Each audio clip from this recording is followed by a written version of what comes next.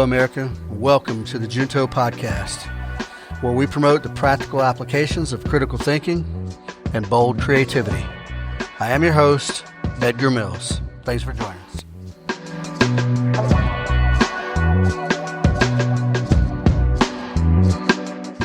So, have you ever, during the course of a conversation, said perception is reality? Maybe. I probably have before. Have you ever said, I'm living my truth? Now, I can tell you I've never said that, but what we're going to explore today, good people, is the philosophical sort of foundations of these two phrases that I just said. And then we're going to kind of juxtapose these two phrases and see where they fit in and society and what they mean to different people. So we'll break these concepts down. We're going to talk a lot about some philosophers, right? The origins of these foundations. I feel like a lot of things we talk about and today with, whoever, a lot of things we read today even, they say these things that have deep roots, but most people don't know the roots of these things. So the overall theme here is what people perceive can feel very real. They can feel very real, and they do affect how you think and act. But it may or may not be objectively true. Yeah, that's right. You may be believing, or you may feel a certain way, and it may not be founded in an objective reality. Now, that being said, we're not going to solve anything here today. This topic, well, especially if perception as reality or is reality, this has been up for debate for centuries, folks. Since before Plato. You know what I'm saying? We're talking about BC, 200, 400 something BC. So we'll go into all these things. Now, look, I've got pages of notes here. Understand, folks, I read a little bit here, but one of the reasons I like doing this podcast is that it forces me into some deep research. And I like that. That has kind of not taken the place of reading. Right now, on audiobooks, I happen to be reading Milton Friedman. No. What am I reading on audiobook? Audiobooks take time, folks. I do not have the time. I do not have the patience to sit and read. But I do put audiobooks on when I get in the car. Well, and I'm switching back and forth all the time between audiobooks and podcasts. But what I am reading right now is Ludwig von Mises, however you want to say that, Human Action, a treatise on economics. I've never been economically smart. I became more of a libertarian because of different things. Economics, yes, I like the foundation of the economics, but I want to dig deeper into why the libertarians believe the things they do about economics. And Ludwig von Mises is a damn good place to look. So that's where I'm at, folks. I just started reading it. I'm still in chapter 1. At any rate, I digress. Perception is reality, is it? Where did it come from? Who said it first? Now, some of you are going to be shocked and amazed and probably a little disappointed to discover who coined that phrase. Now, the concept has been around. But who coined the phrase, perception is reality? Yeah, it's pretty new, relatively speaking. It became popular in the 80s and 90s. Yeah, the 1980s and 90s. And it became popular via politics and business, but I'll tell you who said it. A guy named Lee Atwater, who was a political advisor for the Republicans. Yeah, and he said it during George Herbert Walker Bush's 1988 election campaign. Yeah, isn't that gross? And it meant, in his context, what he meant by it was that what voters believe from ads, campaign slogans, news, et cetera, what voters believe, their perception, is more important than verifiable facts in order to win votes. Yeah. How gross is that? Think about that for a minute. Political advisor to H.W. Bush. Now, I said that the phrase, right, is new. The idea has been around. So actually, as far back as probably, 400 BC, a Greek philosopher named Protagoras said that people decide what's true or not. Yeah. This means that truth depends on what you think, what you perceive. No one person necessarily has a lock on the truth. No one person invented a truth. That it evolves from ongoing, experiences of philosophy and psychology and all those things. So it's very loose, right? That the originator of that idea that there is no objective truth or objective reality, it's perception. It's what you think it is. So that goes back a long way, folks. But we'll get to it. And how did that proliferate through life, right? From back then, 410 or so BC till now. People usually link that to psychology or psychologists, but the term and the idea really took off really in the business world, marketing and branding, and these self-help gurus and stuff like that. And where they really try to, dig into the psychology of how to shape their perception. We know marketers and branders, they're not interested necessarily in selling reality. They're interested in figuring out how and why what makes people want something, what makes people want to do a thing, and then they just exploit it. So that's where that idea really, really took off. Marketing, branding, and that kind of thing, and then these self-help books and these self-help gurus and self-help camps and all these things, where they're not necessarily getting to the root of any problem or anything. They're just kind of soft shoeing it and letting your reality be what it is, and just whatever. You can tell by my tone probably that I don't necessarily agree with that. So what do we think? So we know where it came from and who said it first and kind of how it got around. What do we think it really means?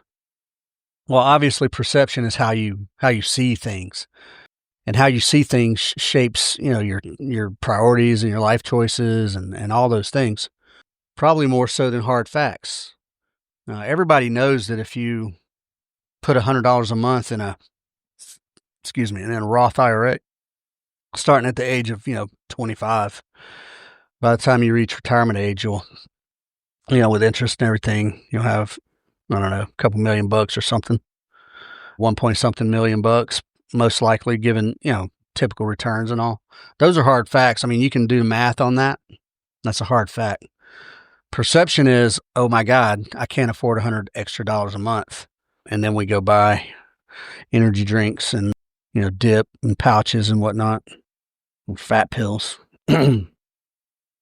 So the term perception is reality. That doesn't mean to say that there's not a real world or no reality. There is, but what it does say is that your views kind of act like reality in everyday life.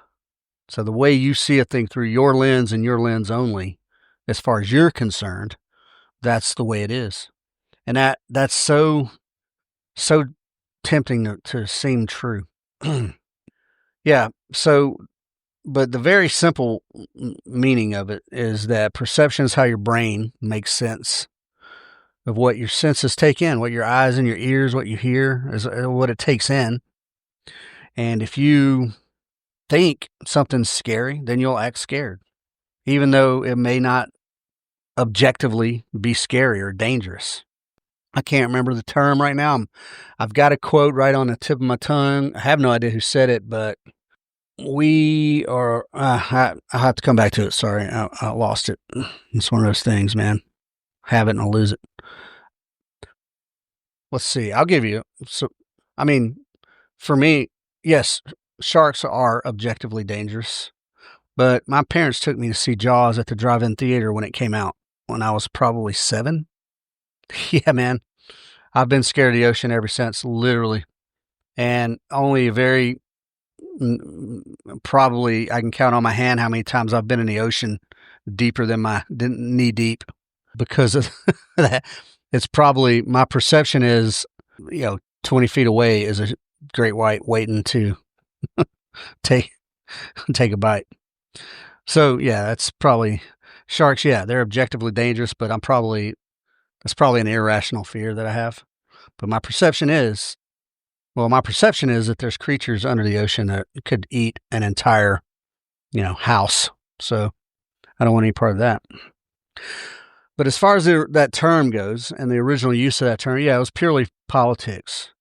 And it's used a lot today in politics and media spin especially.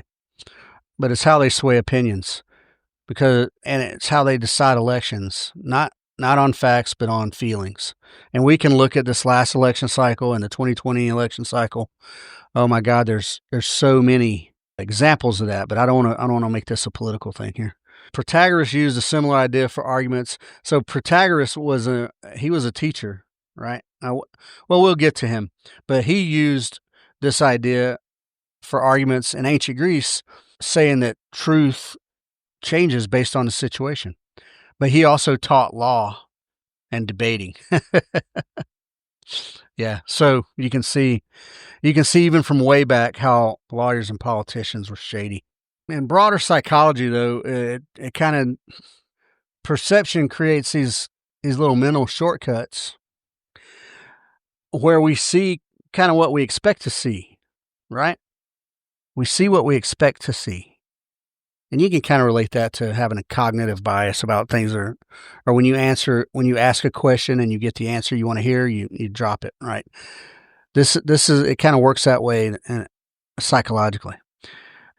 In philosophy, though, it's like, how do we know what's real beyond our senses? How do we know what's real? Well, we'll get into that. So again, what is perception? It's how we take in information and how we think of it in our head, how we process the information in our head. And the fact of the matter is that it's a very personal thing. Our perception of anything, doesn't matter what it is, it's our own very personal perception.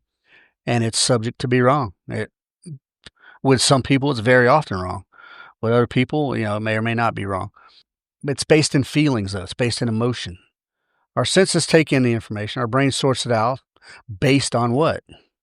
Our brain sorts it out based on our past, our feelings, our culture, our daily habits, our cognitive biases, the things that we're sort of pre-programmed to think. We think those things sometimes, and that's how we have this.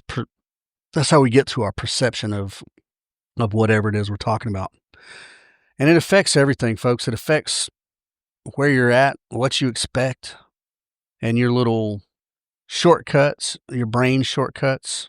But I'll give you an example that will straight away prove that perception is fallible and apt to be wrong.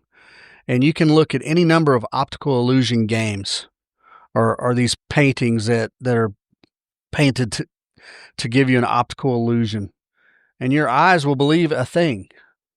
And your perception of what you're looking at, not only is it wrong, but some of these optical illusions, like, it changes based on, the angle you're looking at it or whatever, or how close and far you get away and things like that.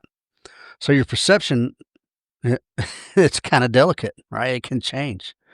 So it isn't always right. It isn't always right at all. Your brain's telling a story that it's reading, but our brains are imperfect, folks. Our brains are vast. There's a lot of stuff going on in there that we haven't even accessed. So our perception can be wrong. Just take that and put it in your pocket. All right, let's look at some famous thinkers, philosophers who kind of echoed or agreed with the concept that perception shapes reality. And some of these, they theorize that reality depends on how we see it through our personal views and our own mind-made ideas, the things that we came up with. So I mentioned Protagoras earlier. He died 420 BC. He was a Greek philosopher, and he was a sophist, right? A sophisticate.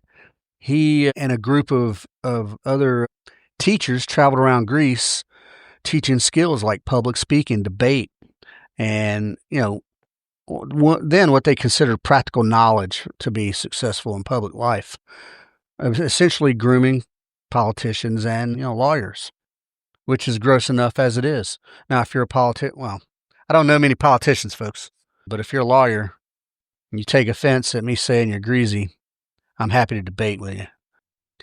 He taught people how to effectively argue and succeed in politics and law. That's it. How to effectively argue. Now, in modern day, how do politicians and lawyers succeed? Yeah, it's pretty gross. It's pretty gross.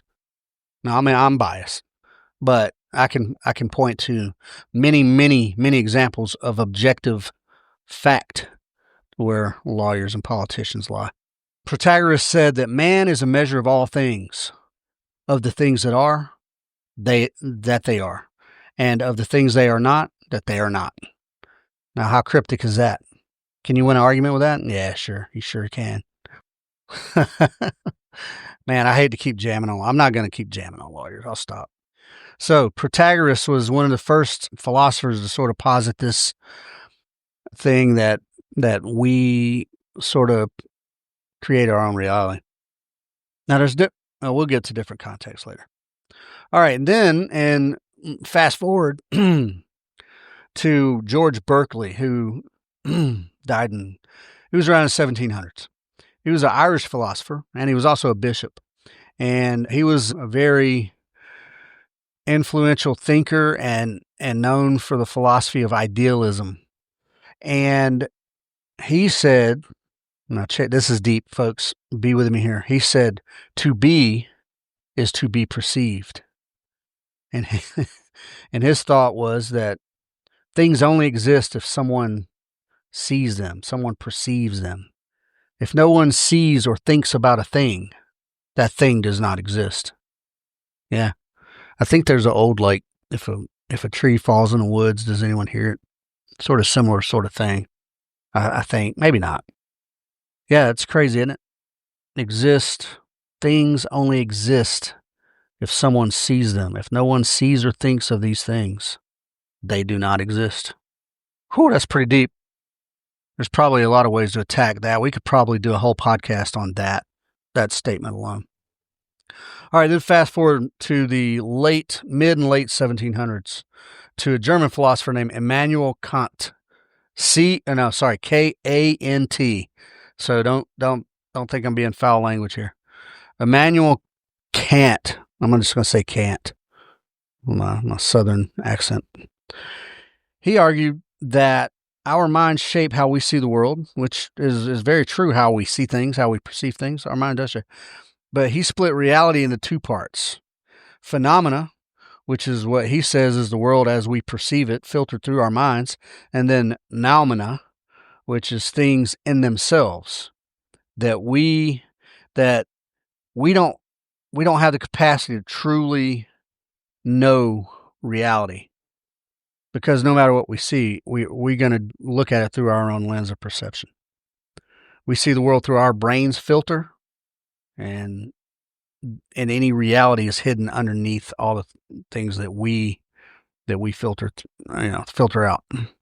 So that we don't even have the capacity to see reality. All right, and then one more. I'm doing four examples on these here, and then the one everybody knows, Friedrich Nietzsche. And he's always quoted. People quote Nietzsche all the time. He's got some profound stuff, and some of his stuff sounds really cool out of context and whatnot. But if you don't know Nietzsche, he was a German philosopher, a cultural critic, a poet, a writer, and he had very, very strong ideas that challenged what traditional beliefs about morality and religion and truth in general. And what he said was that there are no facts, only interpretations. And all these things sound like, you think of them, man, yeah, that's right. So what he says with that is that what we call the truth, really wholly depends on our perspective, shaped by our own biases and our own filters. And he believed that reality is absolutely subjective. So, because Nietzsche agreed, doesn't necessarily mean that you should. I'm just saying I happen to be on that side of the other side of the fence. So, who are some famous thinkers who disagreed with the concept that perception is reality? We know Immanuel Kant said there's two realities out there. But the guys we're about to look at, these guys said that there is a real world and that our senses can trick us, and that's why we need logic and proof and scientific method and things like that in order to get to the truth of the matter, whatever the matter is. Excuse me. So first, again, going back to the ancient times with Plato.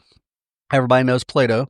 He was around in the late 300, well, from 428 to 348 BC is when his lifespan was. And Plato, a famous Greek philosopher, one of the most famous Greek philosophers, believed that the physical world we see and touch is like a shadow of a deeper, perfect reality. Now, that's kind of artistic, isn't it? Like a shadow of a deeper and perfect reality. And he thought our senses can trick us, making perception like unreliable, like our perception is probably wrong for finding truth.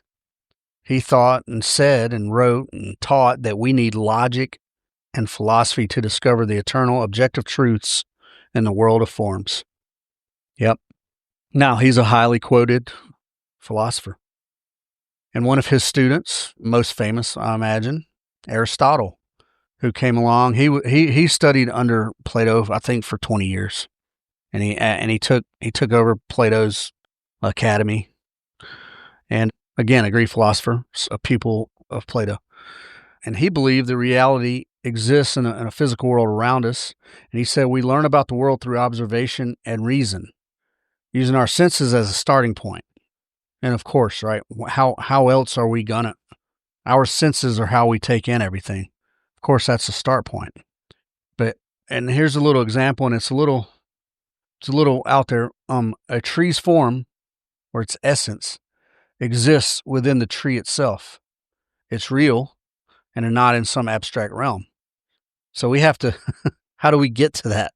How do we discover that essence of that tree? Yeah, man, that's a tough one right there. But he believed that the physical world around us, there was a reality within that physical world. Aristotle, another famous one. All right, and now we're going to fast forward to the 1600s, the early 1600s. René Descartes, a French philosopher and a mathematician and scientist. Now, as soon as we start talking about mathematicians and scientists, we know that there's not a lot of that they believe in testing theories, right? There's a method to discovering truth. He argued our senses can deceive us, much like Plato did, and as if they were dreams or illusions. So they're not fully trustworthy. To find truth, we must use reason and clear thinking. Man, look at that. To find truth, we must use reason and clear thinking. He believed that objective reality, to include God, by the way, he believed in objective reality and God. And he said our perceptions mislead us unless they're checked by logic, right?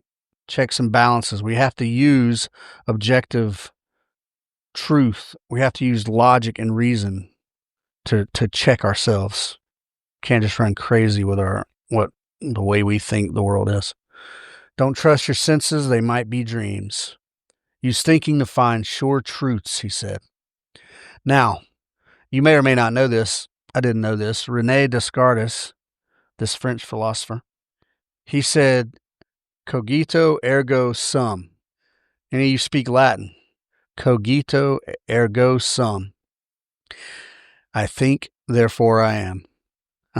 Yeah, we've all heard that one, right? Have you ever put any deep thought into that? I think, therefore I am. This means that the one thing that we can be absolutely certain of is our own existence.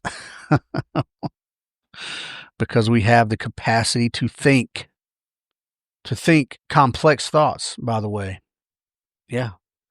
All right, then finally, one of the definitely the most famous physicist, mathematician ever in history, but probably one of the most famous humans in history. Albert Einstein said that reality is merely an illusion, albeit a very persistent one. Yeah, he said reality is an illusion, but tongue in cheek, right? Albeit a very persistent one. Our perception of the world isn't the full truth at all. And he believed in an objective reality discoverable through science, right? He trusted science, methodology, experiments. He trusted math to reveal objective truths about the universe. And he rejected the idea that perception defines reality. It has to be tested. And look, I'm going to do another comparison here. Much like your tactics. You can do all the tactics you want to, but when you test it under stress with actual marksmanship standards, objective reality, do your tactics hold up? When you test your perception of reality against scientific method, does your perception hold up? Now, this last bit here, he contributed to quantum mechanics, and he was very skeptical of its randomness. And he said, and I love this one, God does not play dice. So of all these philosophers we've listened to, there's a few in there that explicitly we know believe in God. And can you prove God exists? Well, no, you can't. But guess what? Can you disprove God exists? We're going to get to infallibility here in a little bit. So what's my take on it? What do I think about it? Do I disagree with one and agree with the other? Well, look, yeah, I know I was kind of ripping on the perception is reality crowd a little bit, and that's true. But folks, it's very, very nuanced, especially in the modern age. It's a very nuanced gray area. Now, if there was a right answer, we wouldn't be having this podcast. There's still, like, some of the greatest minds to ever have existed have differing opinions on it. And I agree that our perception of things is mighty damn powerful. Some people can grab hold to an idea of their own making and put it in a death grip and hold on to it, man. And our perception definitely does guide the way we act. It guides the way we interact with humans and build relationships. And it guides the way we run society, to include our politicians and our social media and the things we see and hear on all the ads, on all the podcasts and TV shows and whatnot. And our brains, generally speaking, focus on what's useful to us and what confirms or helps us, but may not necessarily be true. Yeah. I disagree that perception is the whole reality. Facts exist, folks. There are plenty of objective facts. And I'll give you one just simplistic example. Gravity exists. It doesn't matter what you think of it. It doesn't matter if you think it's sexist or racist or homophobic. It doesn't matter. And there's nothing that matters. If you fall off of a 20-story building, you're going to fall to your death unless you're wearing a parachute, which is a whole nother set of physics that work for that, which is also fact, right? Most things we know about physics is factual. There is no perception. And if we ignore the facts, right, and we go based off feelings. Now, this is the same argument that men and women have or whatever is being rational versus emotional. But if we go just based off our perception and our feelings and our emotions, it causes problems. And we propagate false information as truth. There are so many people in the social media space today pushing false information as truth, or pushing out opinion or their perception as cold truth. And that's a problem, because now we're in a world to where we have to question literally every single thing. I want to say, I can't remember, the CIA director from the 70s said that we'll know our program's working when everything the American public sees and reads is questioned. Yeah. Always got to throw politics in there, man. I'm sorry. This is a problem. And if you believe, I'll get on. I'll move on. We got to, we have to have our own checks and balances, folks. We have to have our own checks and balances. If you just blanket believe everything your favorite influencer puts out there or your favorite TV channel, you're probably, I can't put a percentage to it, but probably at least half the shit you're hearing is wrong. It's not objectively true. It's based on some kind of influence of people who have agendas and things like that. So we got to have our own set of checks and balances. We have to check our perceptions and the things that we're taking in against things we know to be objectively true. And we got to do that consistently, and often. We got to be consistent about our methodology, and we got to do it frequently to know the truth and to know reality. And I don't think that's incredibly difficult to do at all. And to be quite honest, I think the most successful people among us, they do that as a matter of just habit. You go through a critical thinking process when you take in new information, starting with who you're getting this information from. Yeah. So these people that misuse this philosophy, this facts don't matter, only what you think. I want to say that AOC, what's her name? I can't remember her first name. Anastasia Ocasio-Cortez, maybe something like that. She was once quoted saying that, "Damn, I wish I'd have thought of this when I was writing." Something to the effect of basically that your feelings are more important than objective truth. And that's madness. People twist it. They use it sometimes as an excuse for lies. Or maybe not outright lies, but just to ignore some truths, especially in politics. Propaganda. We get propaganda from both sides of the aisle, 24/7, nonstop. Business, and I'm gonna say big pharma. Look, wherever you came, whatever side you came down on with this COVID thing, I mean, truth is slowly but surely coming out, right? Facts are starting to emerge, objective facts, real numbers of people that has been harmed by that. Yeah. The perception was that, oh my God, we're in the most dangerous pandemic ever. Millions are going to die if you don't do this, that, and the other. They hid the negative outcome. Well, they didn't even really properly test anything anyway. Hid all the negative outcomes and just touted positive benefits. And they didn't even really have to tout the positive. There were no positive benefits. And then almost everything short of making it mandatory. You couldn't work, you couldn't go places, you couldn't do things unless you had the shot and all this and that. That's a perfect example of how people use that concept of perception as reality to twist it for nefarious ends. And ultimately, what does this do? If you're an objective thinker, and I don't mean on any side of the aisle, I mean if you're just an objective thinker, this kind of behavior is going to break trust. If you're a rational, logical human, when these lies get exposed, it's gonna erode your trust. Yeah. Now, the only thing that's good is by knowing how people think and that they do believe in such a philosophy of perception as reality, at least gives you some insight and may help you understand their motives better, at least. But we, and I say we as all, we need critical thinking to mix our personal perceptions in with our with objective reality checks. Reality check.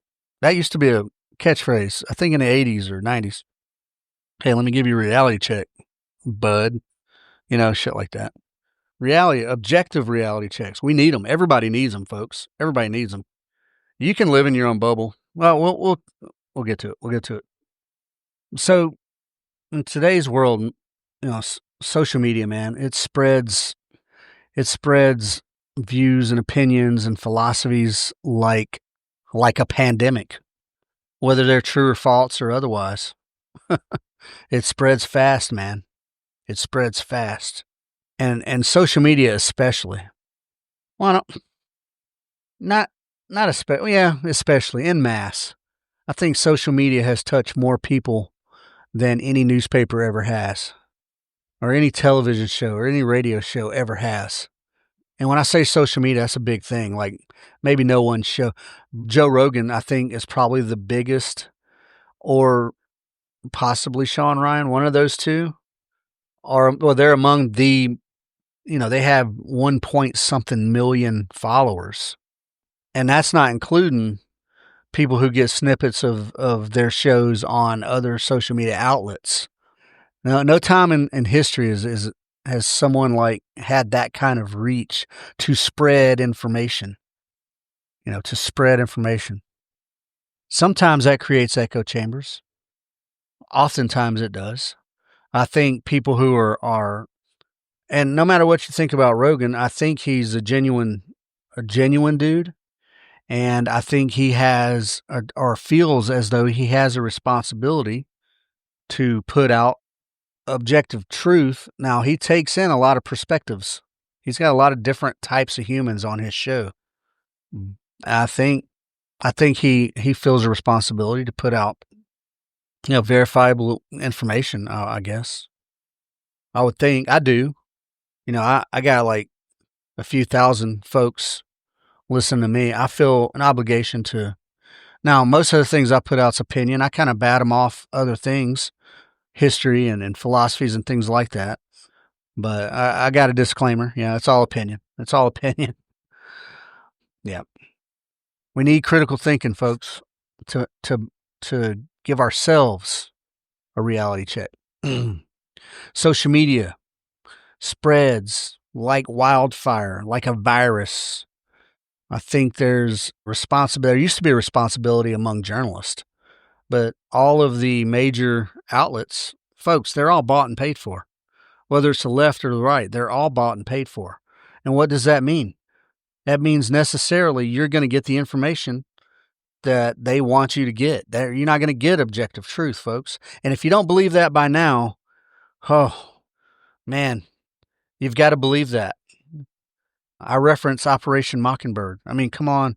You got to believe it by now that the mainstream media, well, any media that's commercial media, is owned by someone with an agenda, left or right.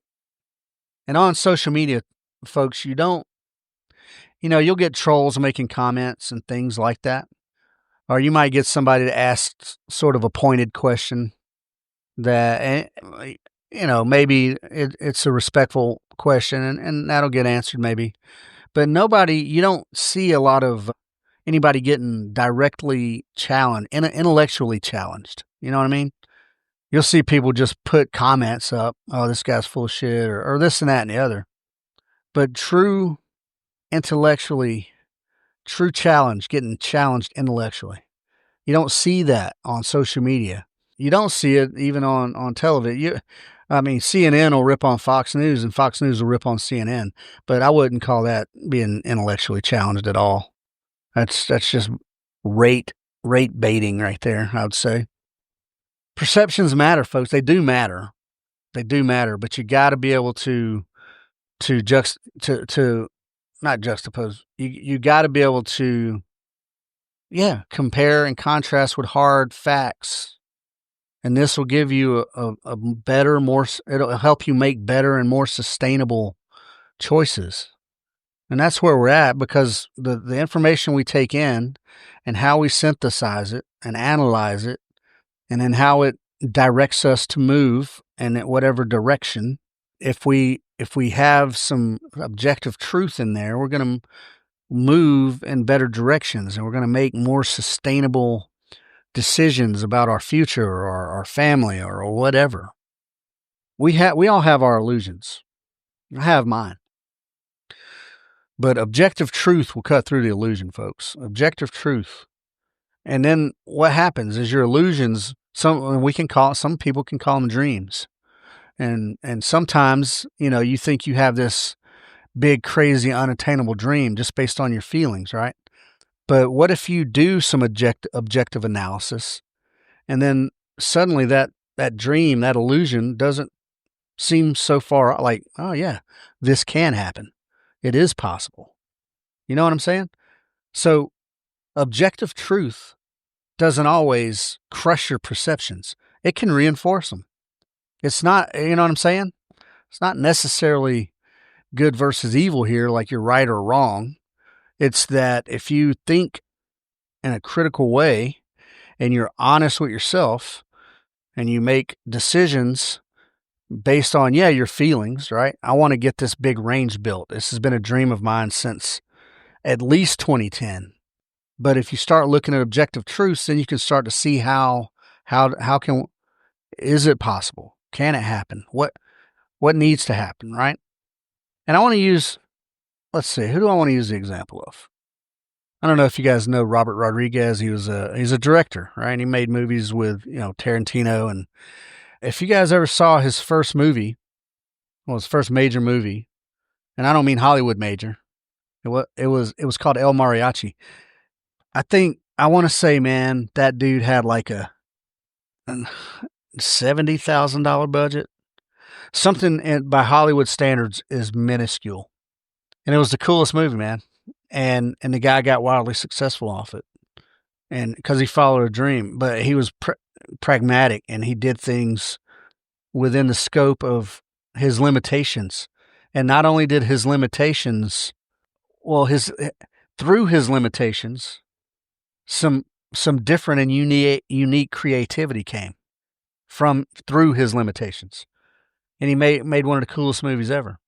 So, yeah, man, in his mind, I'm sure his perception was that, man, I'll never be able to make movies. But then he batted off some reality and said, look, I've got this much money. I've got this equipment. I can make it happen. That might not have been a good example, but El Mariachi was awesome anyway. Perceptions matter. You got to mix them with facts. You got to have both. All right. Those are my thoughts on perception versus reality, right? I talked about some of the philosophers that were on either side of that sort of philosophy. But now, this is a thing. I mentioned this in one of my podcasts. It's a catchphrase. And now I don't want to say disagree, man, because I was saying that about perception is reality. But I'm an open-minded enough person to see how both sides of it. I think living my truth, your truth. I'm living my truth. So in plain terms, that's about following your own beliefs and feelings, regardless if anybody agrees or disagrees or whatever, regardless of conventions or anything like that. And comparing it to perception as reality, right? There's living my truth and then there's perception as reality. Both of those concepts place the highest value on your personal views. But also, both of those concepts can and often do clash with objective facts. What does living my truth mean? And what's the roots of it? Well, living your own feelings and beliefs and who you believe you are inside, no matter who you are outside. Ignoring the rules, conventions, and opinions of other people, most especially, religion and things like that, is what we see these days. But it's about being real with yourself for your own personal happiness and maybe even inner strength, right? And that alone doesn't sound bad, does it? It's not bad. You should be who you want to be, right? But you may think it's semantics, but your truth doesn't mean objective truth. And I said this before. Nobody has a truth. Everyone has a circumstance. And now as we read, everyone has perceptions. But that doesn't make them true. So some of the philosophers, Nietzsche, obviously, he kind of believed by, making your own rules, and he was very critical of conventions and religion and things like that. And then there's a fellow from the 1900s, his name is Jean Paul Sartre, and he was a French philosopher and writer, and he was instrumental in developing the idea of existentialism. Now, we hear this on the news all the time these days about existential crisis and existential this, and it's an existential problem, blah, blah, blah. And when you hear politicians say it, it just takes all meaning away. But at any rate, he emphasized freedom, and I'm here for it. We're free to choose our path, and I'm all for it. But it's caveated with this. But we are also fully responsible for our decisions. And this responsibility, and this is what you see in existentialism a lot, and that we can make whatever decision we want, but we're responsible for those decisions. And that leads to angst or anxiety, because once you accept that, you got no one else to blame. And there's a lot of victims out there who want to blame people, everyone, anyone for their problems. But if you're being pure to this philosophy of existentialism and living your truth, you have to also accept the responsibility of your decisions. And from this is where we get the concept of authenticity, right? People who say they're living their truth, they want to be their authentic selves.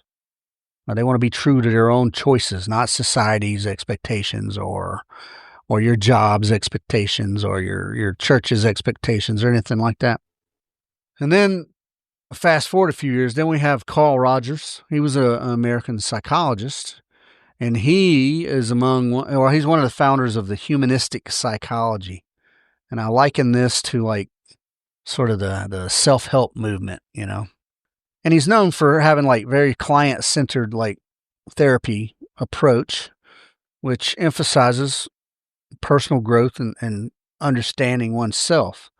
And hell, I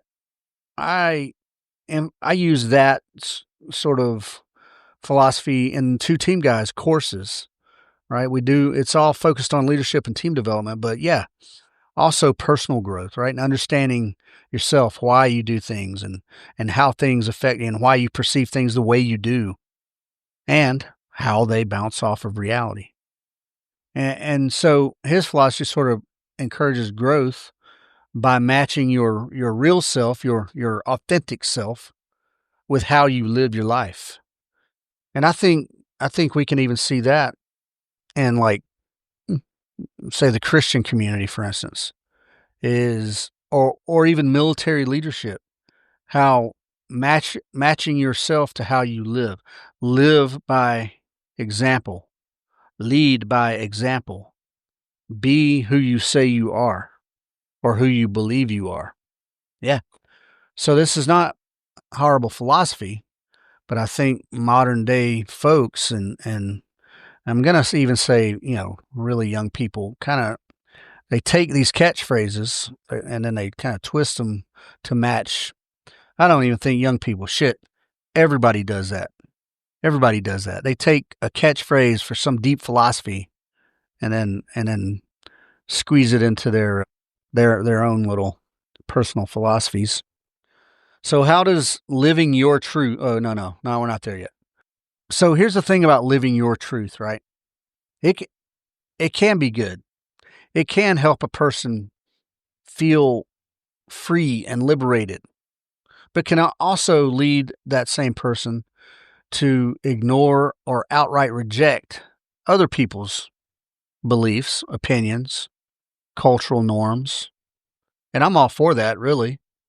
But it also can lead you to ignore like objective facts, right? Reality.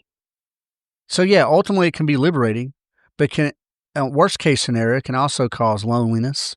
It can cause conflict, either internal strife, or external. Maybe you're very abrasive or not very accepting of other people. And then also it can lead to kind of self-isolation And then even if you're self-isolating, you can kind of, in your own mind, perceive it as social oppression, when in reality, you're isolating yourself. Yeah. All right. So how does living your truth compare to perception as reality? Now, both of these philosophies, they both place the highest value on your own personal views, right? Your personal perception rules all. If you see something a certain way and it feels real to you, and it guides you, and that's it. But the problem is they both even question, at a minimum, they question objective truth.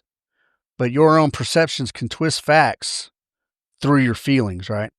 Like an optical illusion. And your truth may be good. Your truth may support something good.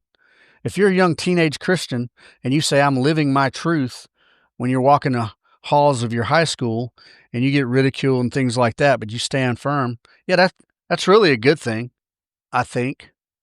But let's flip the script on that.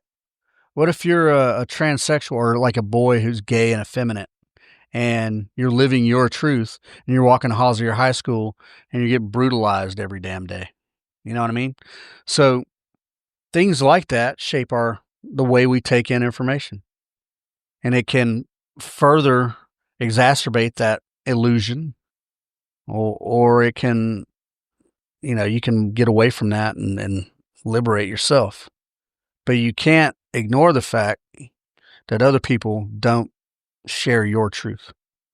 They might be assholes, but even if they're not picking on you or whatever, bullying you, and it's just some kid who doesn't speak to you because he don't share your truth. Yeah, they both. So both of these concepts, it's all about personal perception and personal views. It could be good, it could be bad, but generally speaking, ignores objective truth or objective reality. What's different about the two is perception is the concept of perception as reality. It's a little more practical in a sense that it affects more people usually. I mean, it can affect individuals, obviously, but like what candidate you choose, in an election cycle. You've taken in all the propaganda and you've parsed it out in your mind, and your perception is, oh, this guy's, yeah, I know they say this about him, but he seems really good. Never mind objective truth. Or even as mundane as choosing one restaurant over another. You perceive one restaurant might have the best food on the planet, but it's kind of run down. So your perception is that the food's probably shitty because it's run down, and you move on to another restaurant. I know that's simple. That's a simple example, but I'm just pointing that out because my wife and I go to a restaurant that's run down and kind of crappy looking, and it's awesome. Yeah, awesome food. Gondolas on Shorter Avenue. I'm just gonna go ahead and pimp it. They got pretty good food. So it's more of it's an external thing. Yeah, it's more of an external thing.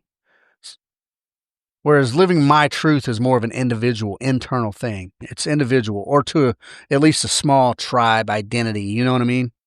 Like let's say, I don't know, who's furries? You guys know what furries are?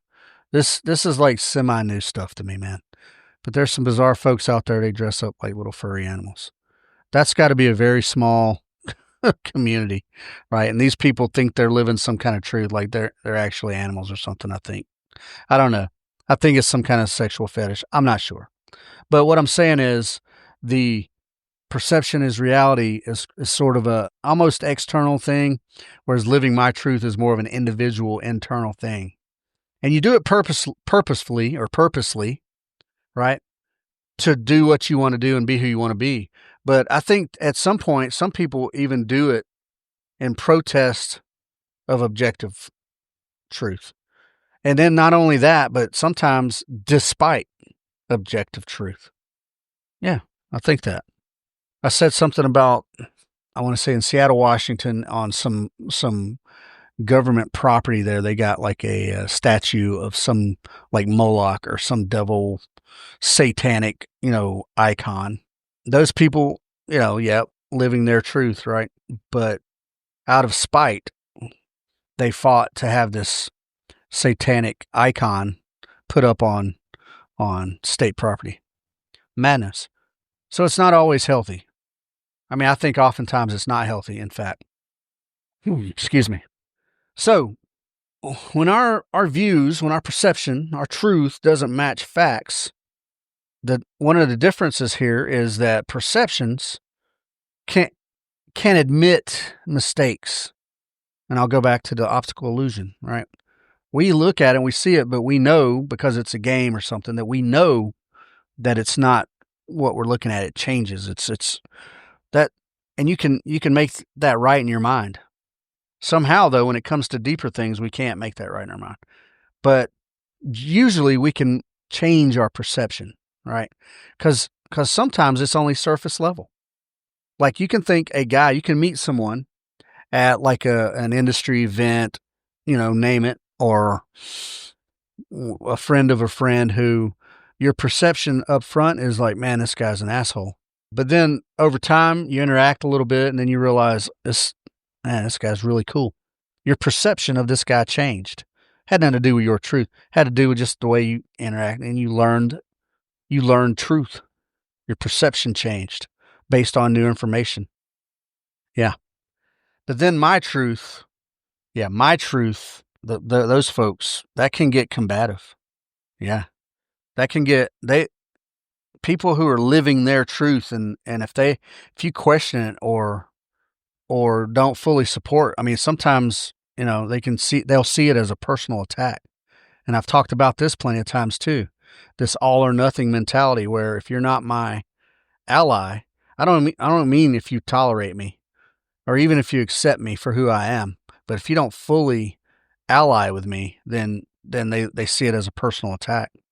And that's the difference there. That's how that can twist, because it's such an inner personal thing. So what's a fair way to look at these things? So looking back on Immanuel Kant, yeah, your truth empowers personal growth for your own consumption, but you are responsible and accountable for your decisions. But in shared life, right, all right, in society, in a functioning high trust society, it requires that you also, whatever your truth is, you also act, whatever your perceptions are, you also act based off of real facts, right? Off of objective facts. You can have your truth. You can have your perception. But for instance, the red light is the red light. If you run through that red light, the consequences of your actions may be that you get T-boned by somebody doing 80 miles per hour. There are objective facts and truths out there, right? So this concept of sort of moderation kind of plays here. Like you can have your own personal growth and you can feel the way you feel about a thing. But again, your truth is yours only. You're responsible and accountable, folks, for your own decisions. And then I'll go back to Plato, and he warns us, don't, and I love this, I love the way this shakes out here. Don't mistake shadows for the real thing. A lot of shadows out there, folks, a lot of shadows out there. Do not mistake shadows for the real thing.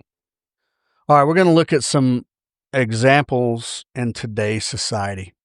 Now, again, man, I'm not picking on transgender people.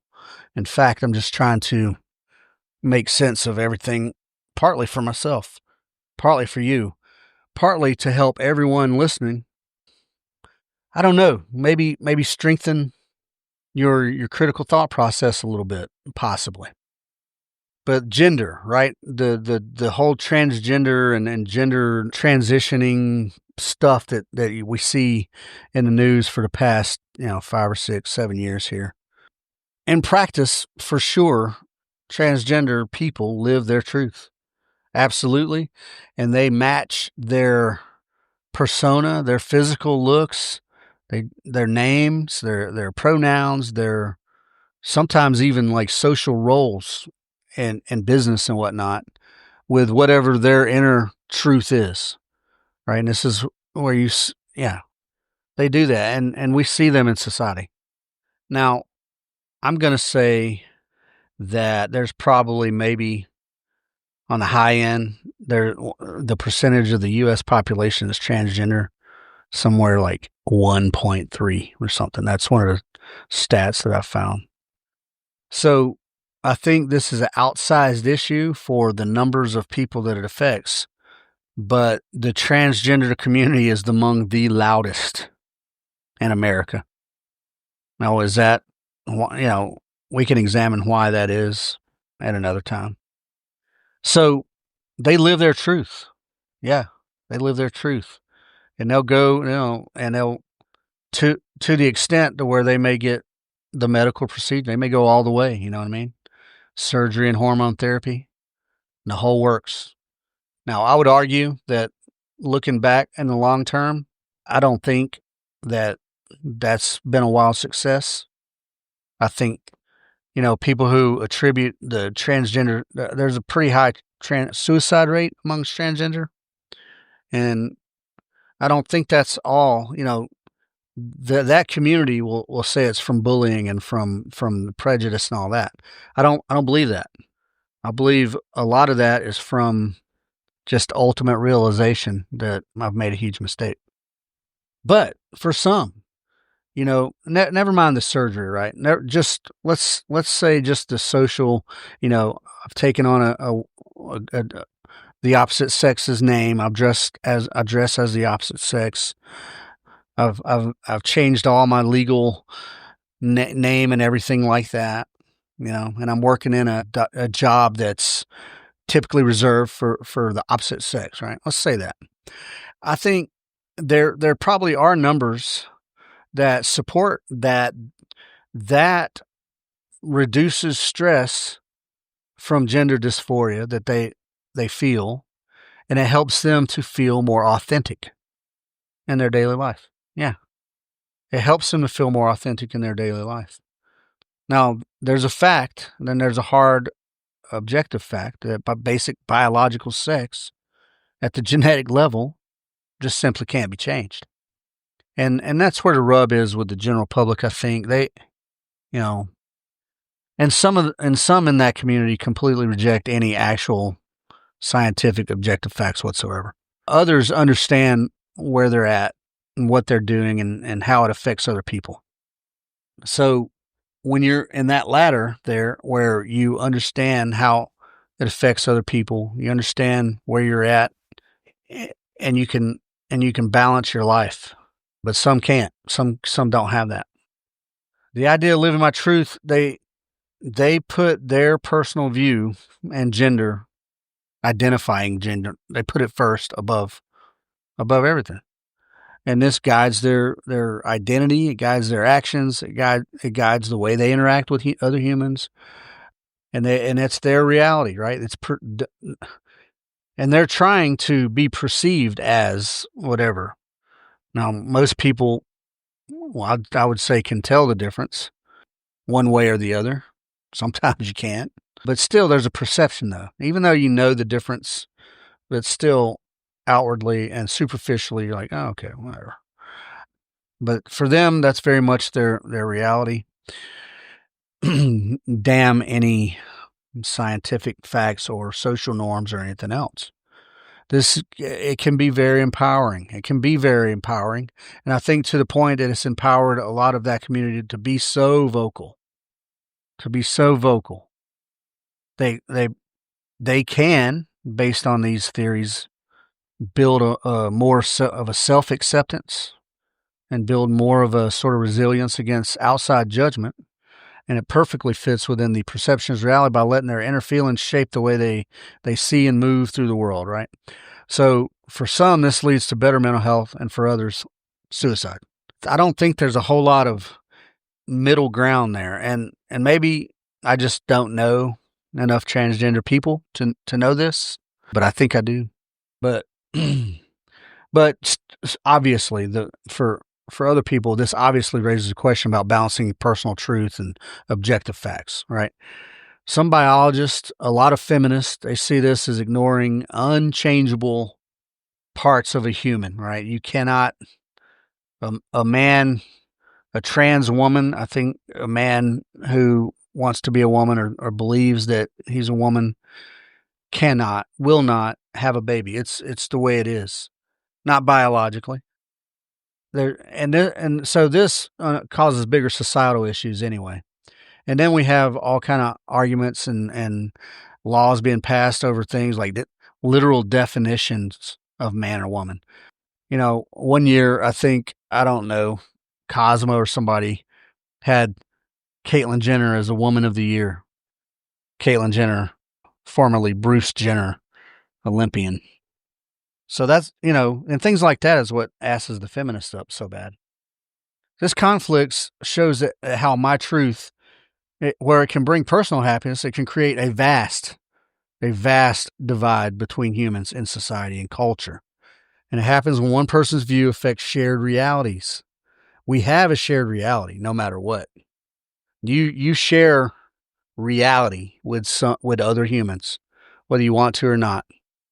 And this is what ends up leading to talks about whether too much unchecked personal view stuff can weaken scientific fact and societal fabric. And then you get crazy laws being made, and you get people, I've got my own opinions. We're going to. So in action, as of August, so these views, right, as they are today, this month, 27 states have passed laws restricting gender-affirming care for minors.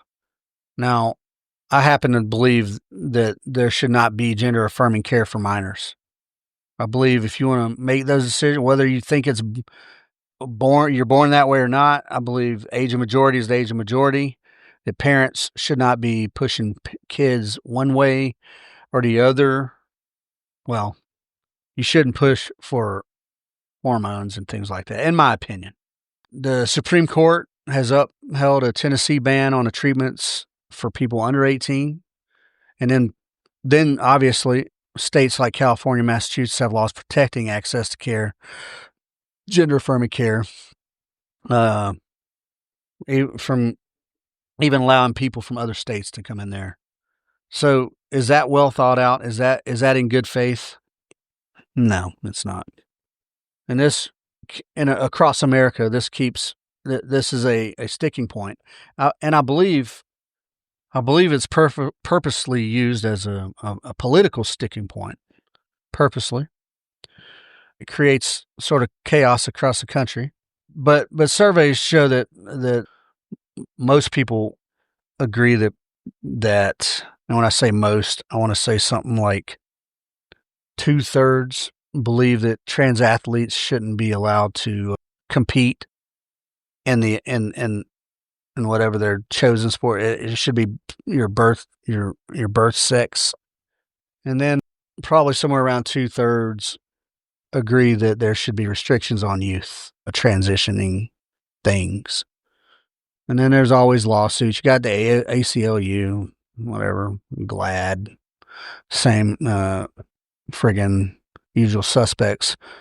And then you got other organizations trying to make sure that, well, they call it the Society for Evidence-Based Gender Medicine, which is, they're on the other side of the ACLU. They don't believe that gender transition, especially for minors, should be a thing.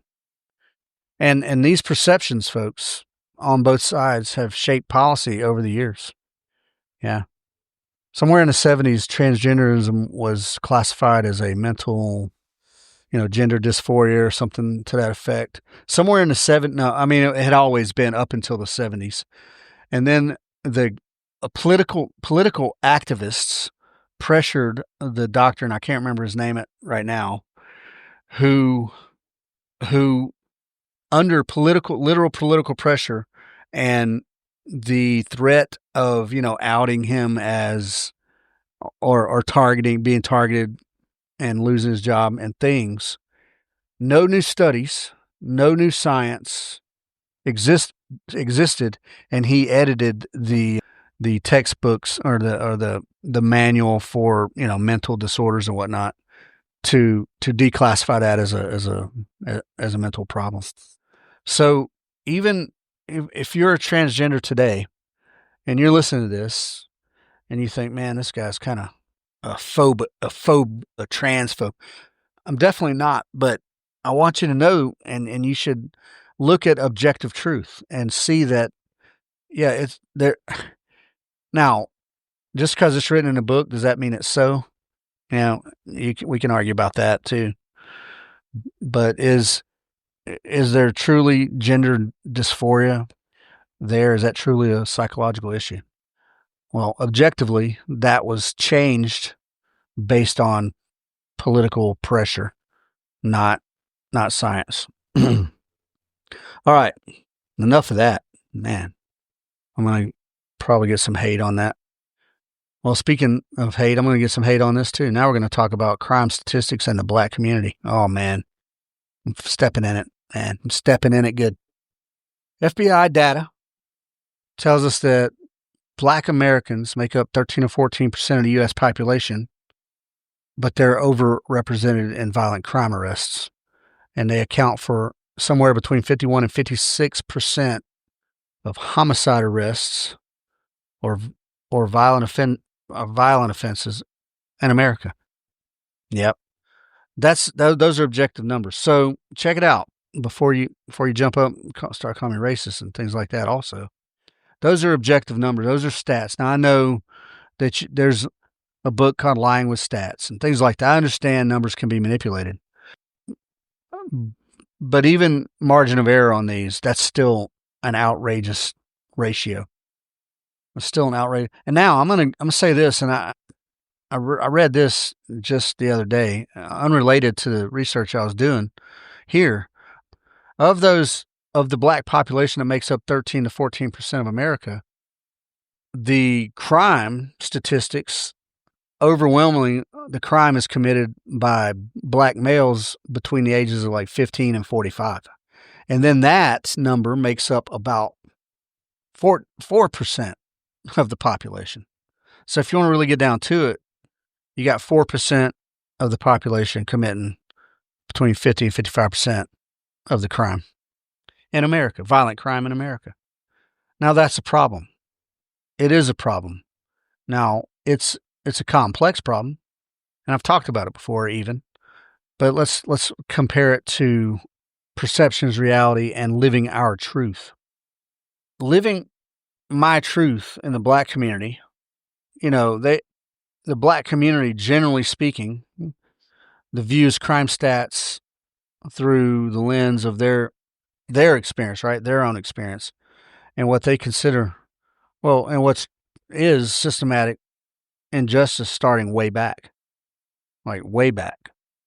I mean, we can go back to racism, but slavery, but let's scoot forward into the 1900s.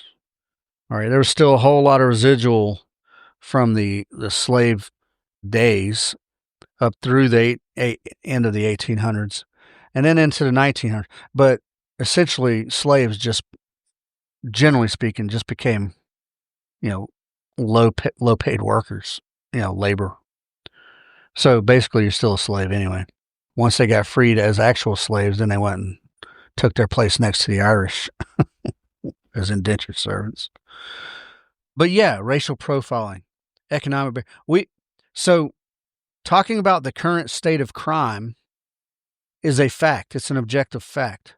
But then living my truth is kind of almost like kind of trying to dodge responsibility and accountability for that.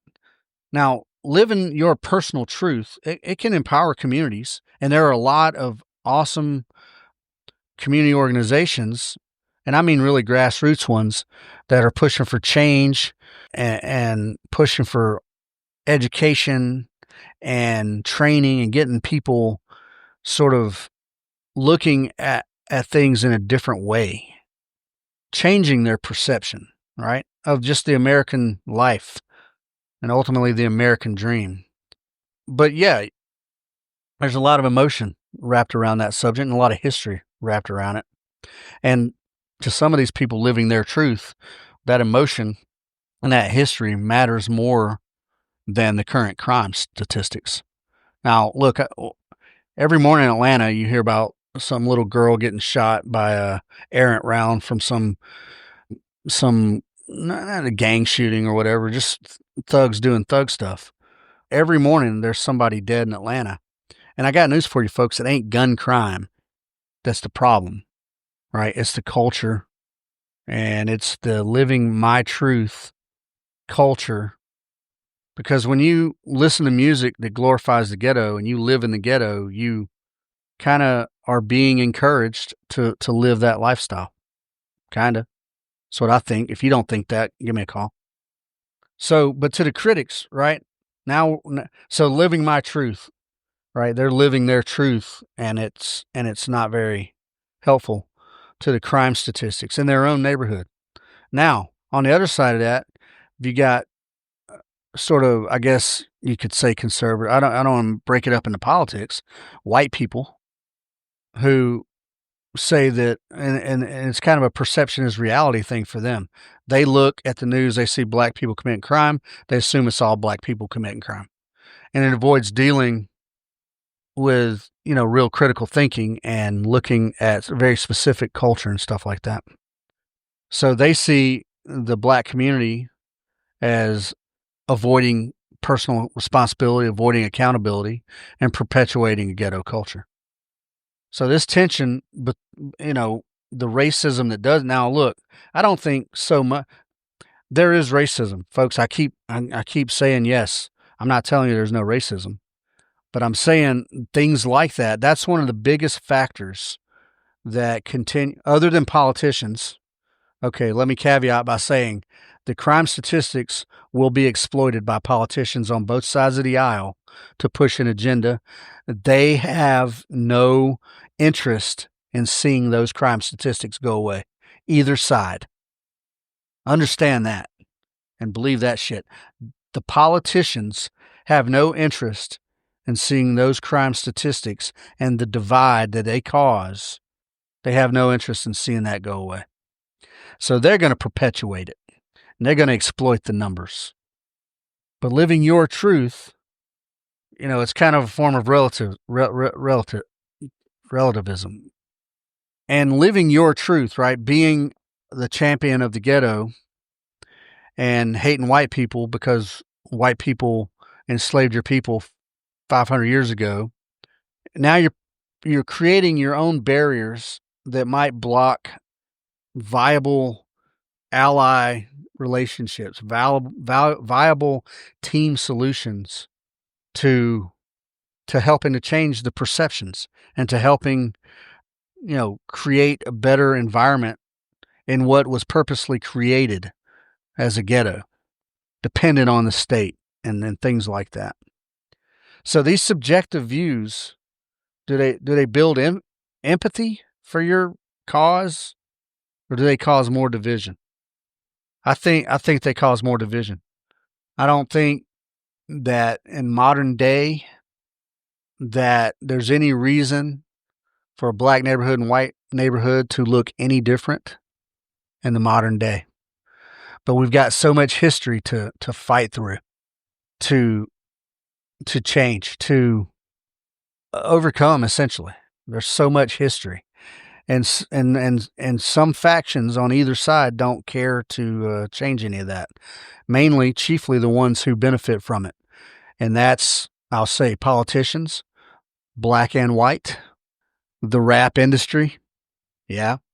The rap industry has no reason to change that dynamic, even though half of the rappers these days grew up in upper middle class neighborhoods, went to private schools and shit. I think these hardline views, these subjective my truth, my reality, my perception of reality, I think they don't build any empathy. They don't help to foster any teamwork or team building or getting any allies for your cause. I think they cause division on both sides. Throughout the past couple years, there's been a lot. Now, look, let me say this. Crime numbers are down in general. Crime numbers are down. there's a whole lot of community-based programs that help to bring in young black kids in these inner cities like Chicago and Baltimore and Atlanta and Philadelphia that are educating and training and giving these young people, something to look forward to. They're helping shape their perspective to be more positive. And yeah, crime rates are reflecting that. Now it doesn't seem like that because social media and because everything we see is such a friggin', all the news, they're going to exploit everything that happens. So we look at it on TV and on social media, we don't see it. But the fact of the matter is the crime is in fact down.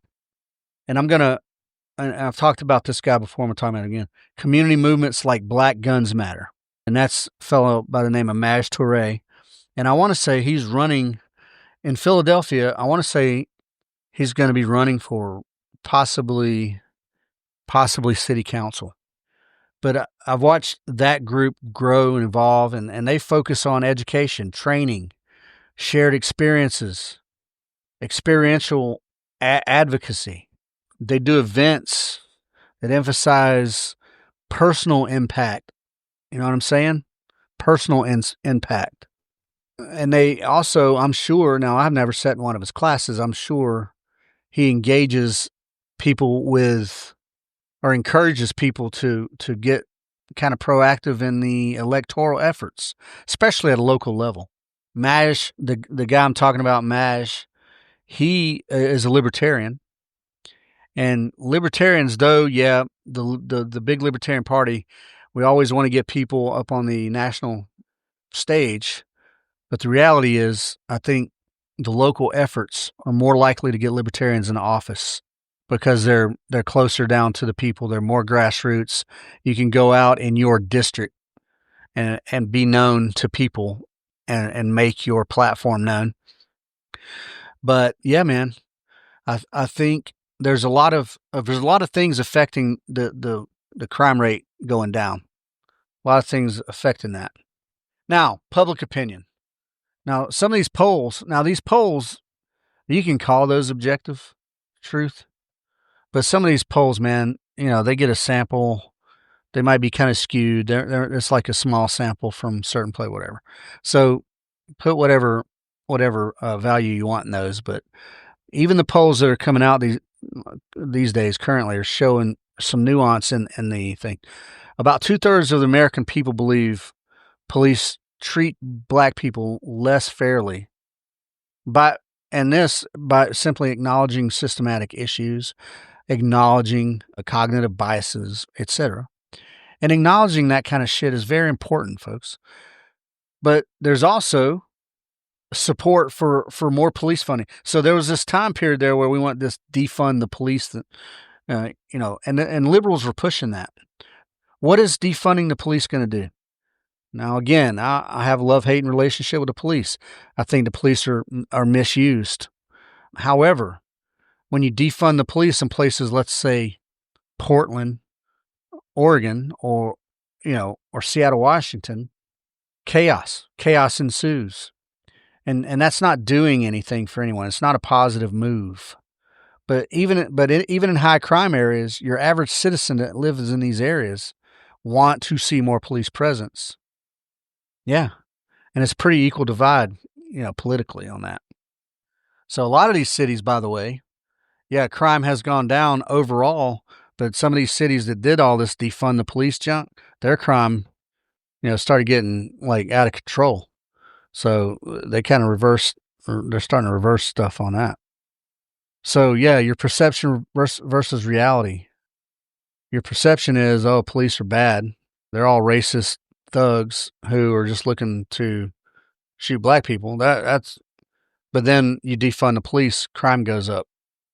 Yeah. So you got to balance some objective facts. You got to balance some objective reality with your perceptions. Man, I hope you guys didn't just hear that outro music. I forgot to mute it. I hope you didn't hear it. We're not over yet.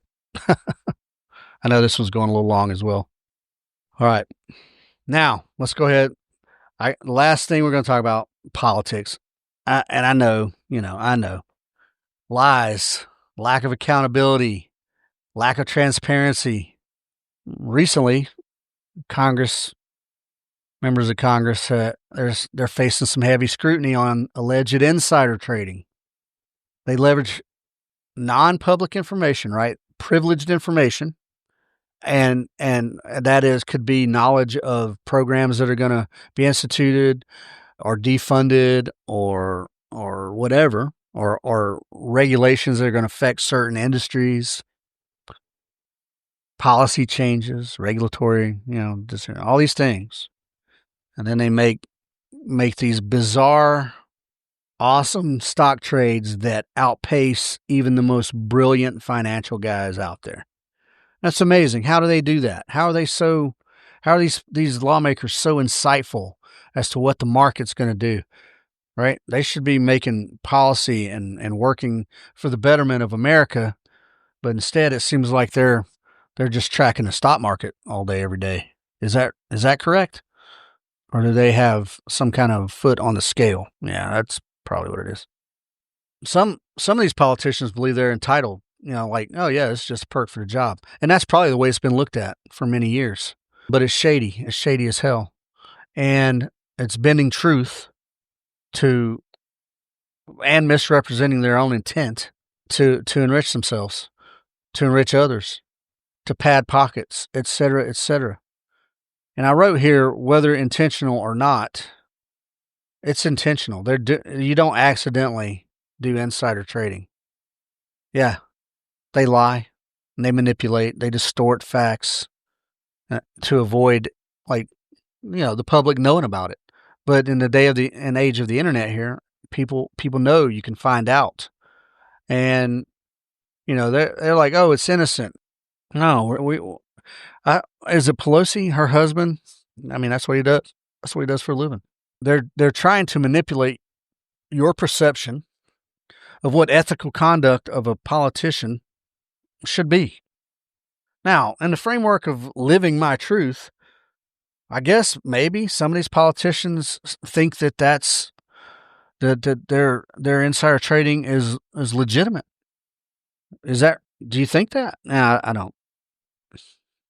And they think we're just not smart enough to understand the nuances that they're really allowed to do this, even though it seems like there's a conflict of interest there. But in reality, you just don't understand true integrity. That's what they're living their truth, right? They're smarter than you, and that's their truth. So yeah, I don't. So yeah, insider trading. They're dirty. They're greasy. They're liars. And I would say most all of them. Yeah, if you're insider trading as a politician, you're just a slimy, you're a slimy thief. You're a slimy thief, and you have no integrity. Your truth, whatever. Already, we probably understand that politicians feel like they are. They're in the ruling class. They're in the elite class. But any politician, save a few. No, understand. There's very few out there that are not don't fit this, but they lack any humility whatsoever. The hubris, the arrogance of these people, right? And they try to build this perception of they're up there doing such critical work that we underlings just cannot understand how the difficulties they go through. So they're entitled to these trades. Yeah, they're entitled. Right now, I think there are 10 members of Congress from either side of the aisle who are under probes, ethics probes from the Senate Ethics Committee and the Office of Congressional Ethics for insider trading. And worse yet, man, and like trading on health stocks. When they're up here doing things like making these vaccines mandatory and shit like that, and they're up here trading health stocks, or they're giving these gigantic contracts to, let's say, Palantir, and then they're trading in the tech stocks. It's so greasy. It's so greasy. All right. Moving on. All right. Perception versus reality and living my truth. Yeah, there's some good that can be found in that, right? Especially living your truth. You can build inner strength, inner resilience.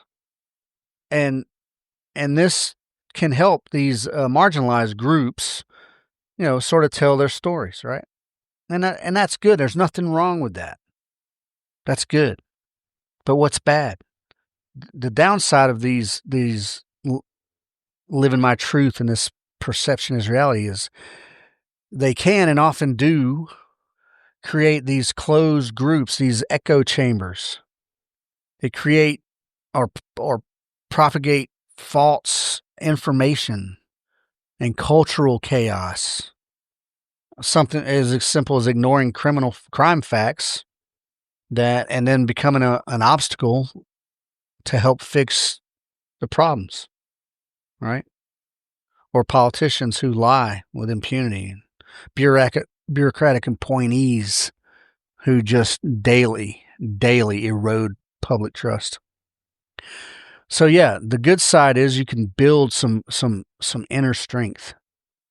And the bad side is you can create tribes that can find no middle ground with other tribes.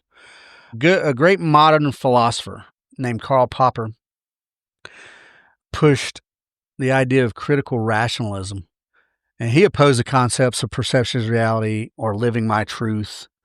And he thought and believed that subjective beliefs have to be tested against empirical evidence to avoid deceiving not only others, but yourself, and to avoid dangerous ideologies. Empirical evidence, subjective beliefs batted off of empirical evidence to avoid negative, bad things, to avoid fooling yourself, folks. And that's why, and I always say this a lot on most of you got to be honest with yourself about whatever the situation, whatever topic we're on. I don't care if we're talking about pistol training. Be honest with yourself about your skill level and about how much you're willing to listen to someone else versus just do what you've been doing. When it comes to whatever your religious beliefs are, do you reject God because your dad beat you and you thought, well, there can't be a God because my dad beat me? Well, be honest with yourself. Not that you deserve the beating, but does one have anything to do with the other? Do you know what I'm saying?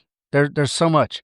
So in Popper's philosophy, he talked about some falsifiability criterion. That's the cornerstone of modern science, is helping distinguish real science from pseudoscience, right? And let's use the example, evolution. Yeah, a lot of people believe in it blanket. They look at it like, I got to believe in God or I got to believe in evolution. Evolution is falsifiable. There are gaps in evolution as big as any gap in the biblical God and Jesus. All right, astrology is not falsifiable, right? There's hard science, there's numbers, there's math behind it. So falsifiability, if you can prove something false, then there you go. It's a perception and not a reality. All right, these are my final words, folks. I know it's going long. These are my final words, and I think this is the middle ground here. I believe your truth is great for you, right? But it is yours and yours only. You can't believe in your truth and not acknowledge that anyone else and everyone else can have their own truth too. And chances are their truth conflicts with yours. So if you believe in your truth and that your truth shouldn't be questioned, then how can you question other people's truth? Objective facts, folks, objective truth, objective reality is the middle ground. You have to acknowledge objective facts and truth for society to function harmoniously. We are a high trust society. We are a high trust society, in contrast to, say, Somalia, right? And in order to function harmoniously, which we see on the news every morning that there's crime. We just had a shooting here on last Friday at Emory University. I think 5 people were wounded, and the police officer was shot dead. And then the shooter, I think, shot himself. That is not harmonious. And that guy, the shooter, was out there executing his truth, right? He did not probably put a lot of thought into objective reality. And that's it. Our perceptions affect our lives, folks, but you have to honor the truth, because that's the place in the middle. That's the true north between personal and shared realities. Okay, folks, that was my thoughts on perception versus reality and living my truth. There was a lot there. I know it went kind of long, but that's, I always say, oh yeah, this has been weighing on me. It wasn't necessarily weighing on me, but it was definitely something that I've been thinking about lately, because I've heard that multiple times. And yeah, I just thought I needed to speak on it. Now, there was nothing very controversial there. I don't think I hurt any feelings. If I did, hit me up and we can talk about anything you want to talk about. All right, good people. Please follow, the Junto Podcast 1727 on Instagram. Osprey Shooting Solutions on Instagram. Osprey Shooting on X. Robert Edgar Mills on Facebook. Two Team Guys on Instagram and Facebook. Come out and shoot. We got a pistol workshop coming up on 23 August. We have a wild card coming up on 30 August. And on 1 September, we have a pistol match coming up. Action pistol match. And we're going to give away a free course on that for the winner. Sometime in September, there's going to be a land navigation course, and that's a 3-day. It's going to be a Friday, Saturday, and Sunday. So more to follow on that when that gets scheduled. Hopefully in September. And just for other news, there's a fella out there named Michael Cursina, and he runs an organization called We Fight Monsters, and his podcast is Spotter Up. He and I are going to be recording an episode. I'm doing his podcast on 17 August. I don't know when it's going to air, but I will. When that does, I'll put the link on the Junto. I'll put it on all the websites. Please follow, like, share, comment, and review. All those things that help the algorithms. I made the mistake, folks. There's a company out there called Path Social, and I paid an X amount of dollars to do a profile on there, and they're supposed to try to get you followers, right? Like genuine followers who follow the things that you do, the kinds of things, and it's been absolute garbage. So I went from something like 2,800 followers to something like 6,000 followers, and pretty quick. And every one of them over 2,800 they're garbage. They're bots or whatever it is. I'm not technically savvy enough to know, but they're not legitimate profiles. And I've long since canceled that Path Social thing, but you can only delete so many profiles a day from your followers. So I can't keep up deleting. It's out of control. So look, please, if you're a real human, please follow, right? The bots are no good. I'm trying to do good things for good people, folks, or anyone really. So yeah, please go check out the websites. OspreyShootingSolutions.com. It's where all the shooting happens. That's training.